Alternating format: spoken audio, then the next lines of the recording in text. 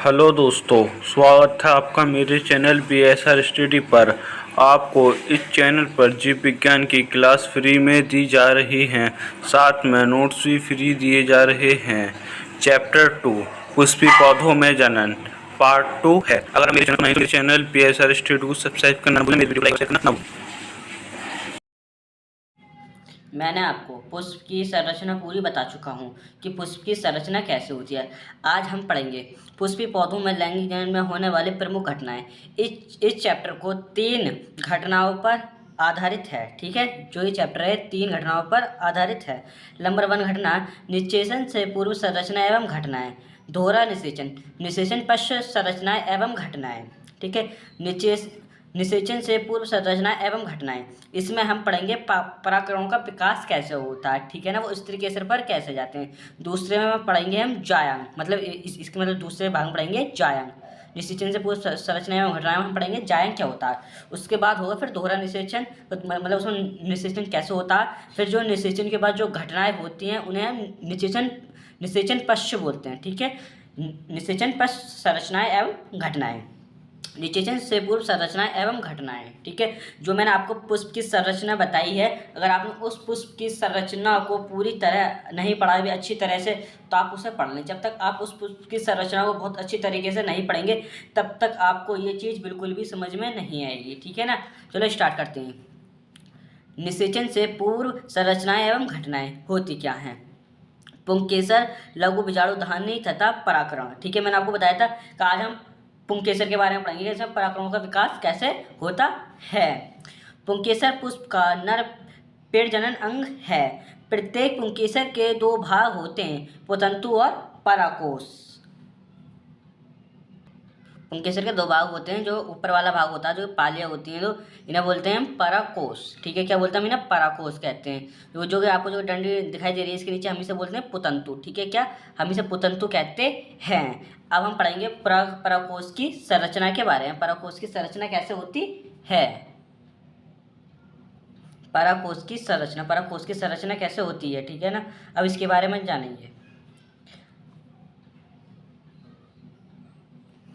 पराकोष में 2 पालियाँ होती हैं, जो एक दूसरे से संयोजी ऊतक के द्वारा जुड़ी रहती हैं। पराकोष की प्रत्येक पाली में 2 कोष्ठों से विभेदित होती है, जिनमें परागधानी या लघु बीजाणुधानी कहते हैं। इस प्रकार एक पराकोष में 4 लघु बीजाणुधानी पाई जाती हैं। मालवेसी कुल के पादपों कपास भिंडी में एक पाली ही पाई है। जैसे पराकोष को एक कोष्ठीय कहते हैं तथा इसमें केवल 2 लघु बीजाणुधानी ही पाई जाती हैं। जो मैंने अभी आपको पराकोष की संरचना बताई थी, अब मैं उस आपको चित्र के बारे में समझाता हूँ। पराकोष की 2 पालियाँ होती हैं, पाली 1 पाली 2। क्या होती है इसकी? 2 पालियाँ होती हैं। अब हम इसे जूम करके देखते हैं। ठीक है, क्या अब हम इसे जूम करके देखते हैं कि इसका प्रोसेस आगे कैसे होता है, इसमें प्रकोष्ठ कैसे होते हैं। ठीक है ना, जो कि अभी मैंने आपको 2 पाली दिखाई थी, ये अपने संयोजी ऊतकों के द्वारा यहाँ पर जुड़ी रहती हैं। और मैंने कहा था, मैं अभी आपको इसे जूम कर देता हूँ। एक पराकोष के अंदर, ठीक है, एक पराकोष के अंदर 2 प्रकोष्ठ होते हैं। ठीक है, प्रकोष्ठ नंबर 1, प्रकोष्ठ नंबर 2। ज़्यादा प्रकोष्ठ 1 होता है, ये नंबर प्रकोष्ठ 2 होता है। ठीक है ना, ये थोड़ा चित्र सही नहीं बना, मैं ड्राइंग में इतना अच्छा नहीं हूँ, मैंने आपको पहले वीडियो में बता चुका हूँ। जब इसमें दो पालियाँ होती हैं, 2 उन्हें बोलते हैं प्रकोष्ठ। ठीक है, एक पाली के अंदर 2 प्रकोष्ठ होते हैं। ठीक है, क्या एक पाली के अंदर 2 प्रकोष्ठ होते हैं। एक पाली के अंदर 2 प्रकोष्ठ होते हैं। तो जब ये 2 पालियाँ होती हैं, तो 2 पालियों के अंदर कितने प्रकोष्ठ हुए? इसके अंदर 4 प्रकोष्ठ होते हैं। कितने? इसके अंदर 4 प्रकोष्ठ होते हैं। जो कि प्रकोष्ठ होते हैं 4, इसे ही हम बोलते हैं लघु बीजाणुधानी। ठीक है, क्या? लघु बीजाणुधानी। क्या बोलते हैं हम इसे? लघु बीजाणुधानी कहते हैं। इसे ही हम लघु बीजाणुधानी कहते हैं, क्योंकि अब मैंने आपको इसमें प्रकोष्ठ को खोल कर दिखाया है, और मैंने आपको बताया कि एक प्रकोष्ठ के अंदर, मतलब उसकी एक प्रकोष्ठ की संरचना कैसे होती है। अब हम जानेंगे लघु बीजाणुधानी, मतलब लघु बीजाणुधानी का होता है प्रकोष्ठों की संरचना। प्रकोष्ठों की संरचना इसमें कैसे होती है।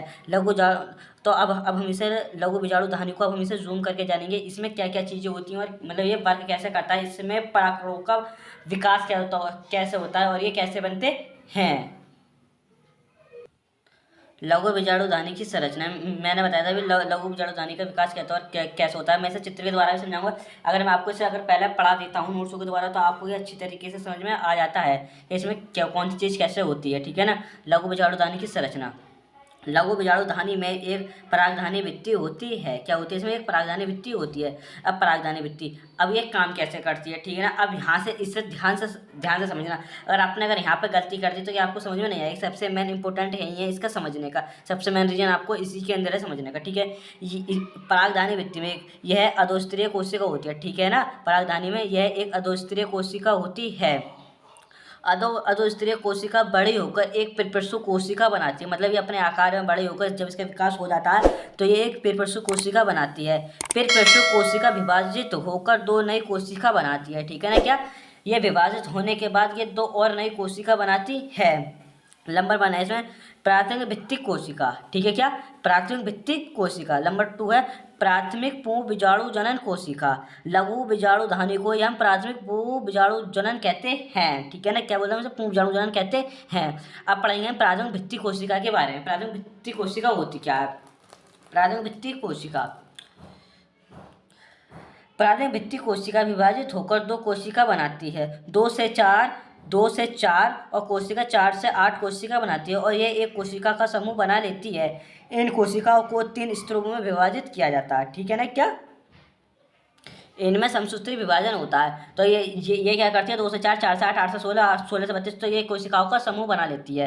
जब ये कोशिकाओं का समूह बना लेती है तो हमने इन्हें 3 स्तरों में विभाजित किया है कोशिकाओं को, ठीक है ना। क्या?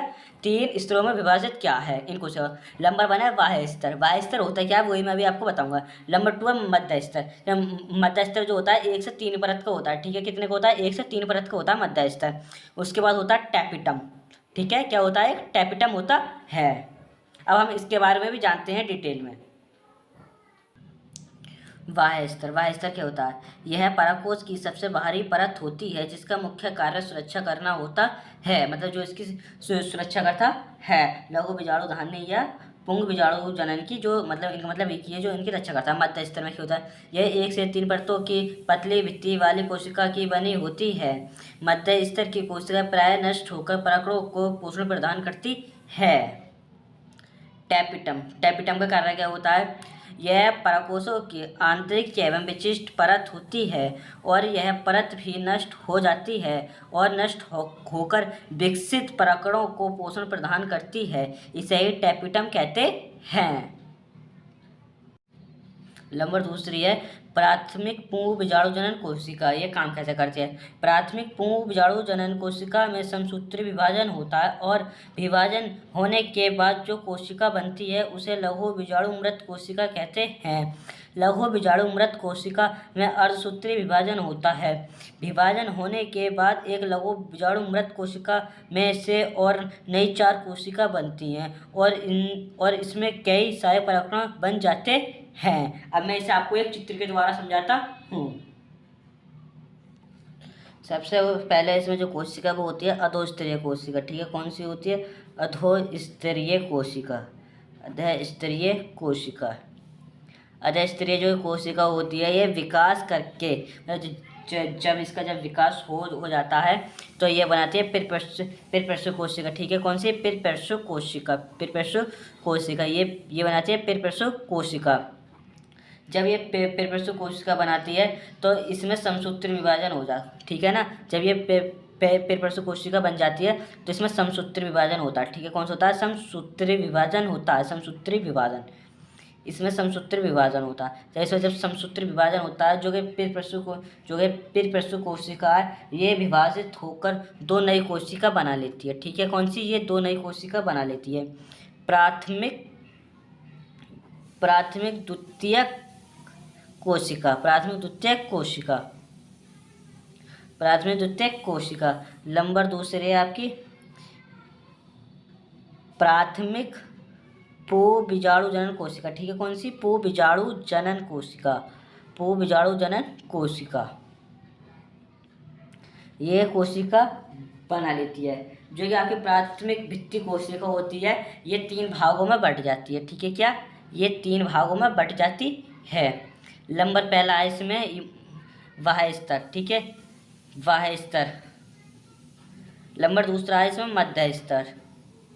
मध्य स्तर, मध्य स्तर की जो होती है इसकी 1 से 3 परत होती हैं, ठीक है क्या, 1 से 3 परतें होती हैं। उसके बाद होता है टैपिटम। टैपिटम ये ऐसे इसका विकास होता है कोशिका, जो प्राथमिक पूर्व बीजाणुजनन कोशिकाएं यूं ही रहती है। अब हम इसका चित्र के द्वारा मैं आपको समझाता हूँ, ठीक है ना। जो ये हम पढ़ रहे हैं ये एक लघु बीजाणुजनन के बारे में पढ़ रहे हैं, जिसे हम पुंख बीजाणुजनन भी कहते हैं, ठीक है ना। अगर प्रोसेस अगर आपको यहाँ तक आने में कोई दिक्कत हो रही हो, इसलिए पहले ही बता दे रहा हूँ। सबसे मैंने अब यहाँ पर है जो कि मैंने अभी आपको थ्योरी बताई थी। अब ये थ्योरी जो बताई थी मैंने पहले आपको, और अब मैं आपको इसे पूरे चित्र के द्वारा समझाऊंगा, इसका विकास कैसे कैसे होता है, ये पहले मैंने आपको थ्योरी में समझा चुका, ठीक है ना।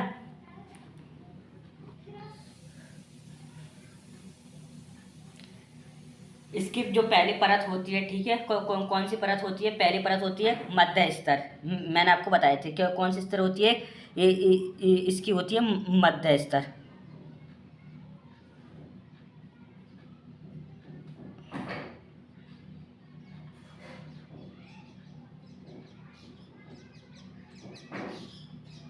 ये इसकी मध्य स्तर कोशिका होती है। उसके बाद इसकी होती है ये कौन सी होती है, ये होती है आपकी वाह्य स्तर, ठीक है ना। कौन सी, वाह्य स्तर, जो ये कोशिका है आपकी ये वाह्य स्तर कोशिका होती है। उसके बाद जो दूसरी कोशिका वो होती है मध्य स्तर, 1 से 3 परत की होती है, ठीक है। कितने की होती है, वो होती है आपकी 1 से 3 परत की।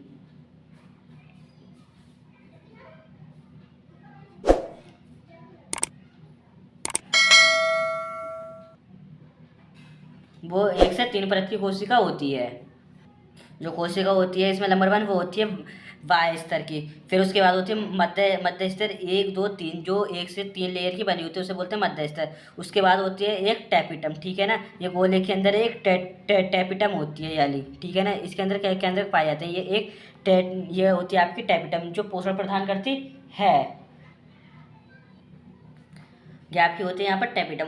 उसके बाद होता है इसमें दूसरी कोशिका आती है प्राथमिक पूर्व बीजाणुजनन कोशिका, वो इसके यहाँ पर अंदर पाई जाती है। कौन सी, प्राथमिक पूर्व बीजाणुजनन कोशिका। उस पूर्व बीजाणु कोशिका में पहले क्या होता है, यहाँ पर समसूत्री विभाजन होता है। जब समसूत्री विभाजन होता है तो यहाँ पर 1 से 2 कोशिकाएं बन जाती हैं। जब वो 1 से 2 कोशिकाएं बन जाती हैं, जो आपकी जो कोशिका बनती है वो बनती है आपकी लघु बीजाणु मृत कोशिकाएं बनती हैं। फिर उसके अंदर आपका अर्धसूत्री विभाजन होता है। जब आपका अर्धसूत्री विभाजन होता है तो वहाँ से आपके 1 से 4 बन जाते हैं, 4 से 16, इसी तरह एक कोशिका को समूह बन जाता है। उससे ही आपके और उसमें से ही बहुत सारे प्रकरण बन जाते हैं। इसे ही लघु बीजाणुजनन या पूर्व बीजाणुजनन कहते हैं, जहाँ प्रकरणों का विकास होता है। जब इनका विकास हो जाता है तो ये वर्तिकाग्र पर जाते हैं, ठीक है। कहाँ पर जाते हैं, ये वर्तिकाग्र पर जाते हैं। लेकिन वर्तिकाग्र पर पहुँचने से पहले एक प्रोसेस और होता है इसका, वो भी अभी हम पढ़ते हैं। इसमें परिपक्व पराकोष एवं पराकोष का स्फुटन क्या होता है। पराकोष जब परिपक्व हो जाता है तो उसका स्फुटन होता है, जिसमें पराकण पराकोष से बाहर आ जाते हैं। जब उनका स्फुटन होता है तो वो पराकण पराकोष से बाहर आ जाते हैं। उसके बाद है आपकी दूसरी हेडिंग, लघु बीजाणु या पराकण की संरचना होती है, मतलब किस प्रकार होती है। यह नर युग्मोद्भिद की प्रथम कोशिका होती है, जो सामान्यतः एक कोशिका आगुणित होकर आगुणित गोलाकार या अंडाकार दूसरे भित्तियों से ढकी संरचना होती है। पराकण 2 भागों में विभाजित होता है। नंबर 1 बाह्यचोल, नंबर 2 अंतःचोल, ठीक है क्या, बाह्यचोल और अंतःचोल। बाह्यचोल और अंतःचोल क्या होता है, पहले हम इसे पढ़ते हैं। बाह्यचोल क्या होता है, बाह्यचोल यह मोटा व खुरदरा होता है। बाह्यचोल एक विशेष रासायनिक पदार्थ स्पोरोलैनिन की बनी होती है। यह कैरोटीनाइड एवं ऑक्सीकारिक बहुलक होता है। इस पदार्थ के कारण पराकण गहरे रंग के होते हैं तथा बाह्यचोल का भौतिक एवं जैविक अपघटन नहीं होता, ठीक है। इस कारण पराकण लंबे समय तक सुरक्षित रहते हैं, मतलब ये कई करोड़ों साल तक सुरक्षित रह सकते हैं, क्योंकि इनका क्या नहीं होता, इनका जैविक अपघटन नहीं होता। और ये किसके बने होते हैं, स्पोरोलैनिन के बने होते हैं। किसके होते हैं, स्पोरोलैनिन के बने होते हैं। इनका इसलिए जैविक अपघटन नहीं होता है बाह्यचोल का। उसके बाद है अंतःचोल।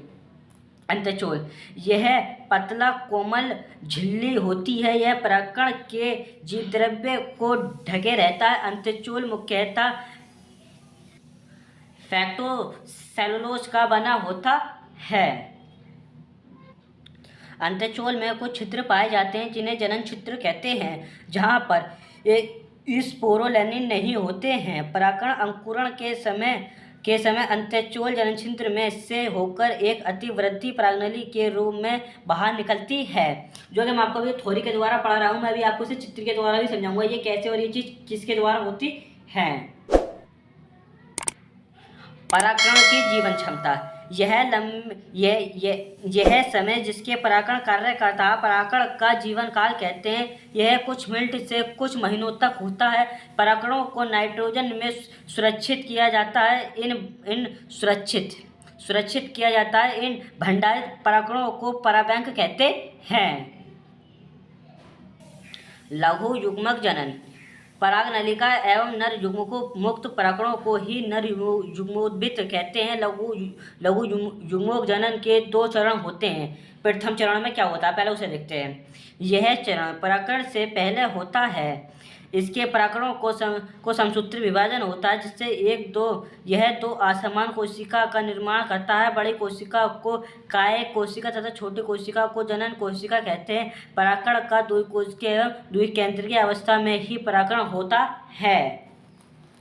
उसके बाद है दूसरा चरण में क्या होता है। यह परागण के बाद होता है। इसमें परागनलिका का निर्माण होता है, जो वर्तिका से होती हुई बीजांड की ओर गति करती है। परागण के अंकुरण से बनी परागनलिका युक्त संरचना जिसमें 2 नर युग्मक उपस्थित हो नर युग्मोद्भिद कहते हैं। अब मैं इसे आपको चलो चित्र के द्वारा समझाता हूँ। इसमें ये कार्य कैसे कैसे और किसके द्वारा होते हैं। परिपक्व परागकोश का स्फुटन, ठीक है। जब ये संरचना होती है, मतलब जब परागकोश परिपक्व हो जाते हैं, जब वो वर्तिकाग्र पे जाते हैं, तो उनसे जाने से पहले ये प्रोसेस होता है। इसे बोलते हैं परागण या लघु बीजाणु की संरचना, ठीक है ना। ये क्या होता है, इसमें होते हैं जो कि ये परागण होता है, इसमें होता है नर युग्मक, ठीक है ना। ये इसमें 2 आवरण होते हैं। पहला आवरण होता है बाह्य चोल, ठीक है। क्या होता है पहला आवरण बाह्य चोल होता है, जिसमें छोटे छोटे पोष होते हैं बने हुए, ठीक है। क्या इसमें छोटे छोटे पोष होते हैं बने हुए। दूसरा आवरण क्या कहलाता है आपका अंत्यचोल, ठीक है। ये अंत्यचोल होता है, ठीक है। जो आपका जो बाह्य चोल होता है वो आपका बना होता है इस स्पोरोलेनिन से, ठीक है ना। इस स्पोरोलेनिन से बना होता है, जिसका जैविक अपघटन नहीं होता, जिसे अभी मैं आपको थ्योरी में पढ़ा चुका हूँ अभी इसी वीडियो में, ठीक है ना। उसके बाद जो आपको होता है अंत्यचोल, ये आपका बना होता है फैक्टोसेलुलोज का, ठीक है ना। क्या फैक्टोसेलुलोज का, ये आपका फैक्टोसेलुलोज का बना होता है। इसे बोलते हैं, हम इसे अंत्यचोल कहते हैं। जो कि छोटे छोटे पोज होते हैं इन्हें बोलते हैं हम जनन छिद्र कहते हैं, ठीक है। क्या बोलते हैं हम इन्हें जनन छिद्र कहते हैं। उसके बाद में जो एक कोशिका जो बीच में होती है हम इसे केंद्रक कहते हैं। क्या कहते हैं, हम इसे केंद्रक कहते हैं। ये आपकी केंद्रक कहलाती है। यह आपका प्रथम चरण हुआ। अब सेकंड चरण में क्या होता है, जो केंद्रक है, केंद्रक के अंदर समसूत्री विभाजन होता है, ठीक है। क्या होता है समसूत्री विभाजन होता है। जब इसमें समसूत्री विभाजन होता है तो इसमें 2 केंद्रक बन जाते हैं, एक वर्धित केंद्रक बन जाता है और एक ये जनन केंद्रक बन जाता है। इसे ही हम परागकणों का स्फुटन कहते हैं। अब जब वर्तिकाग्र पर जाकर ये अपना काम पूरा कर लेते हैं। अब मैं इससे आपको नेक्स्ट भाग में बताऊंगा, जो भी मतलब इससे अगले में का उसमें स्त्री केसर या जायंग का विकास कैसे होता है, ठीक है। ऐसे ही जैसे मैंने अभी आपको इसमें परागकण के पहले भागों के बारे में बताया, पहले उसमें आपको मैं जायंग के भागों के बारे में बताऊँगा, फिर आपको उसके प्रोसेस के बारे में बताऊँगा, बीजांड का मतलब कार्य क्या होता है। पुमंग क्या होता है, नर जननांग की कई पुंकेसर सूक्ष्म बीजाणु पूर्ण होता है। पुंकेसर क्या होता है, पुमंग की कई जिसमें परागकोश पुतंतु एवं संयोजी ऊतक होते हैं। परागकोश यह 2 पालियों का बना होता है, जिसमें 2 सूक्ष्म बीजाणुधानियाँ होती हैं। ये जो मैंने बनाया ये मैंने आपको समझाने के मारे बनाया, जितना ही मैंने आपको इस वीडियो में पढ़ाया वो एक ही टॉपिक में समझ में आ जाए आपको थोड़ी सी देर में, ठीक है ना। फिर परागकोश के अंदर होते हैं 2 नर युग्मक केंद्र। ये एक केंद्र के अंड कोशिका से संलयित होकर द्विगुणज युग्मनज बनाता है। दूसरा केंद्रक द्वितीयक या ध्रुवीय केंद्रक से संलयित होकर त्रिगुणित भ्रूणकोश बनाता है। उसके बाद है आपका वर्धित केंद्रक। वर्धित केंद्रक यह नली केंद्र परागनली के विकास में उपयोगी होता है। मैंने आज आपको परागकण की पूरे प्रोसेस के बारे में बता चुका हूँ, जिससे हम नरभाग कहते हैं, जिसे हम पुंकेसर कहते हैं। ठीक है, अगर आपको अच्छा लगा हो तो मेरे चैनल को सब्सक्राइब करना ना भूलें, मेरी वीडियो को लाइक और शेयर करना ना भूलें। अब मैं आपको इसमें नेक्स्ट भाग में बताऊँगा इस तरीके से जायन का विकास कैसे होता है, वो अपना कार्य कैसे करता है।